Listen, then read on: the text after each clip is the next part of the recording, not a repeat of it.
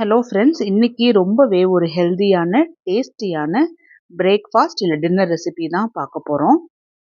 Weight loss பண்ணும்போது இது போல் நல்ல டிஃப்ரெண்ட்டான ரெசிபீஸ், நல்லா டேஸ்டியான ரெசிபீஸ் உங்களுக்கு வேணும் அப்படின்னா நம்ம சேனலை மறக்காமல் சப்ஸ்கிரைப் பண்ணிக்கோங்க. நம்ம சேனல் அரிசி சேர்க்காம தான் ரெசிபீஸ் அப்லோட் பண்ணிகிட்ருக்கோம். இன்றைக்கோட ரெசிபிக்கு ஒரு பவுலில் 1 டம்ளர் கோதுமை ரவா தான் எடுத்திருக்கேன். கோதுமை ரவா டைஜஷனுக்கு ரொம்பவே நல்லது. இதில் ஃபைபர் கண்டென்ட் அதிகமாக இருக்கிறதுனால கட் ஹெல்த்துக்கும் நல்லது. சுகர் லெவலை ரெகுலைஸ் பண்ணுறதுக்கு, ஹார்ட் ஹெல்த்துக்கு சப்போர்ட் பண்ணும். இது கூட நம்ம சேர்த்துக்கிற இன்னொரு இன்க்ரீடியண்ட் அதே டம்ளரில் 1 டம்ளர் கோதுமாவு. இந்த கோதுமாவை ஓரமாக எடுத்து வச்சுட்டு அதே டம்ளரில் 1 டம்ளர் தயிர் எடுத்துக்கலாம். அதே டம்ளரில் 1 டம்ளர் தண்ணி சேர்த்தி நல்லா கலந்து வச்சிடணும். கோதுமை ரவா இந்த தயிரும் தண்ணியோட சேர்த்தி நல்லா ஊறி வரணும். ரவாங்கிறனால நல்லா ஊறி வரும்போது தண்ணி எல்லாமே நல்லா இழுத்துக்கும் இல்லையா, அதனால ஒரு 10 நிமிஷம் நல்லாவே ஊற வச்சிடலாம். 10 நிமிஷத்துக்கு அப்புறம் கோதுமை ரவா நல்லாவே ஊறி வந்திருக்கு. இதை ஸ்பூனை வச்சு நல்லா ஒரு முறை கலந்து விட்டுறலாம். இதோட பதம் பாருங்க, எந்த அளவுக்கு தண்ணியா இருந்தது, இப்போ எந்த அளவுக்கு திக்கா இருக்குன்னு பாருங்க. இதை மிக்சி ஜாருக்கு டிரான்ஸ்ஃபர் பண்ணிட்டு எடுத்து வச்சிருந்த கோதுமை இதுக்குள்ள சேர்த்தி ஒரு 1/4 டம்ளர் அளவுக்கு மட்டும் தண்ணி சேர்த்தி நல்லா அரைச்சி எடுத்துட்டு வந்துடலாம். இந்த மாவு பொறுத்த வரைக்கும் ரொம்ப தண்ணியா இருக்கக்கூடாது. ஏன்னா நம்ம நார்மல் ரவா இட்லி எப்படி செய்வோம், அப்போ கொஞ்சம் கெட்டியா தான் இருக்கும் இல்லையா, அது போல தான் நம்ம செஞ்சு எடுக்கணும். இந்த மாவில் 1/4 டீஸ்பூன் ஜீரகம், 1/4 டீஸ்பூன் மஞ்சள், தேவையான அளவுக்கு உப்பு, ஒரு நார்மல் சைஸ் வெங்காயம் சின்ன சின்னதாக கட் பண்ணி போட்டுக்கலாம். அதே போல் சின்ன சின்னதாக கட் பண்ணின 2 பச்சை மிளகா, கொஞ்சமாக கொத்தமல்லி, நார்மல் சைஸ் கேரட்டை கொஞ்சமாக துருவி சேர்த்திக்கலாம். இப்போ இது எல்லாமே நல்லா ஸ்பூனை வச்சு நல்லா கலந்துடணும். கட்டி ஆகாமல் இருக்கணுங்கிறதுனால தான் கோதுமாவை சேர்த்தும் போது மிக்சி ஜாரில் சேர்த்தி அடித்தோம். ஏன்னா கையிலேயே நம்ம கலந்து விடும்போது கட்டிகள் ஃபார்ம் ஆயிருங்கிறதுனால.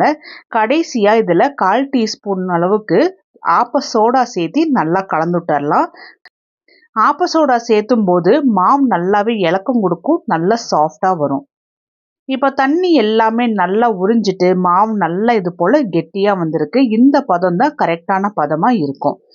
இட்லி பிளேட்டில் எல்லாமே கொஞ்சமாக நல்லா எண்ணெய் தடவிட்டு இது போல் ரெடி பண்ணி வச்சுருந்த மாவை கொஞ்சம் கொஞ்சமாக போட்டுடலாம். இதில் மெயின் டிப்பே என்னென்னா, ரொம்ப தண்ணியாக இருந்துச்சு அப்படின்னா ரொம்ப தட்டை போல் ஆகிடும். அது மட்டும் இல்லாமல் சாஃப்டாக இல்லாமல் திக்காக இருக்கும். அதனால மாவு நல்லா இது போல் திக்காக இருந்துச்சு அப்படின்னா வெந்து வரும்போது இட்லி நல்லா சாஃப்டாக இருக்கும். இதுக்கு சிம்பிள் ஆனால் டேஸ்டியாக ஒரு சட்னி ரெடி பண்ணிடலாம். 2 துண்டு தேங்காவை சின்ன சின்னதாக கட் பண்ணி போட்டுடலாம்.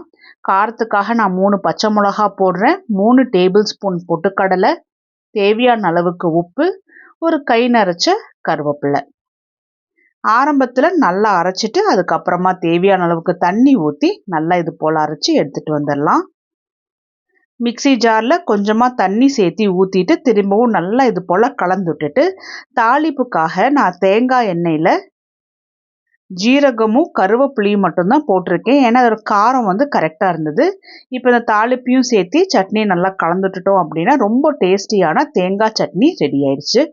15 நிமிஷம் இட்லி நல்லாவே வேக வச்சுட்டு அதுக்கப்புறமா ஒரு 75% அளவுக்கே நான் ஆற வச்சு வச்சுருக்கேன். இட்லி பாருங்கள் எந்த அளவுக்கு நல்லா பர்ஃபெக்டாக வெந்து வந்திருக்குன்னு. எப்போவுமே ஒரே மாதிரியாக இட்லி தோசை போல் செஞ்சு சாப்பிடாம டெய்லியுமே கொஞ்சம் விதவிதமாக செஞ்சு சாப்பிட்டுட்டு வரும்போது நமக்கு வெயிட் லாஸ் பண்ணுறோம் இல்லை டயட்டில் சாப்பிட்றோங்கிற ஒரு ஃபீல் இருக்காது. நம்ம சேனலில் முடிஞ்ச அளவுக்கு அரிசி சேர்க்காம தான் நான் ரெசிபீஸ் அப்லோட் பண்ணிகிட்ருக்கேன். ஸோ உங்களுக்கு சுகர் இருக்குது, அரிசி நான் சேர்த்த முடியாது அப்படின்னு நினைக்கிறவங்க நம்ம சேனலை சப்ஸ்கிரைப் பண்ணி வச்சுட்டு நம்மளோட ரெசிபீஸையுமே செஞ்சு பாருங்கள். உங்களுக்கு ஏதாவது டவுட்ஸ் இருந்துச்சுன்னா கமெண்ட் பண்ணுங்கள், கண்டிப்பாக நான் ரிப்ளை பண்ணுவேன். இந்த இட்லிக்கு தேங்காய் சட்னி ரொம்ப டேஸ்டியான காம்பினேஷனாக இருக்கும், ட்ரை பண்ணுங்கள்.